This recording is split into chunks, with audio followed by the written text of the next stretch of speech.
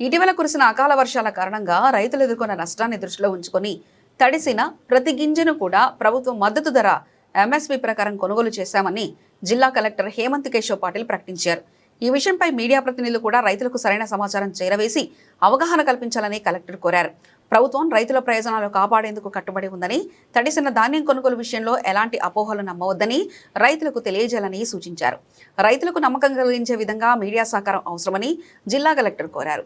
శుక్రవారం కలెక్టరేట్లోని video conference సమావేశ మందిరంలో వరి మొక్కజొన్న కొనుగోలు ప్రక్రియపై ఏర్పాటు చేసిన మీడియా సమావేశంలో అదనపు కలెక్టర్ అమరేందర్తో కలిసి కలెక్టర్ ఈ వివరాలు వెల్లడించారు. నాగర్ కర్నూలు జిల్లాలో ఇటీవల కురిసిన అకాల వర్షాల వల్ల ముఖ్యంగా కోత దశలో ఉన్న వరి పంట తీవ్రంగా దెబ్బతిందని, రైతులు ఆందోళనకు గురయ్యారని ఆయన తెలిపారు.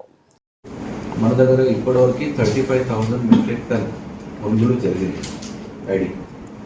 ఇంకా మనకి మినిమం 1 lakh మెట్రిక్ టన్ వస్తుందని అనుకుంటున్నాం. మొక్కజొన్నకు వచ్చేసి యాక్చువల్లీ బంపర్ క్రాప్ వచ్చింది. మనకి ఇప్పటివరకే 1.75 lakh మెట్రిక్ టన్ కొనుగోలు చేయడం జరిగింది. దీంట్లో ముఖ్య సమస్య ఏముంది అంటే, కొనుగోలు చేసిన మొక్కజొన్నలో కొన్ని పిఎస్ఎస్ సెంటర్లో పెండింగ్ ఉంది. అది ట్రాన్స్పోర్ట్ సమస్య వల్ల, లేకపోతే హమాలీ సమస్య వల్ల, దిగడానికి లేకపోతే లోడింగ్కి ఇబ్బంది వల్ల కొంత ట్రాన్స్పోర్ట్ చేయడానికి పెండింగ్ ఉంది. బట్ రైతులకి మాత్రం అది కాటా చేసి మెసేజ్ పంపడం జరిగింది.